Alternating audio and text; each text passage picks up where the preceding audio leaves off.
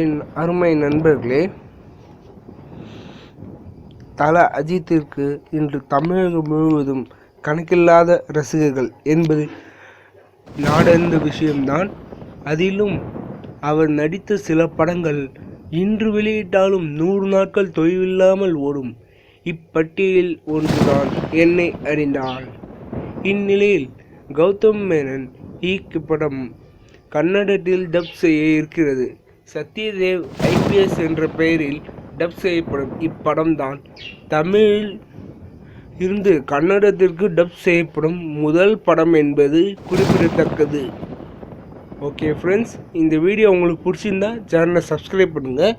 இதே மாதிரி வீடியோ வேணும்னாலும் சேனலை சப்ஸ்கிரைப் பண்ணுங்கள். மறக்காமல் ஷேர் பண்ணுங்கள். தேங்க்ஸ் ஃபார் வாட்சிங்.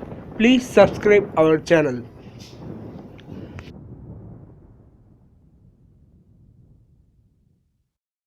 Drop it.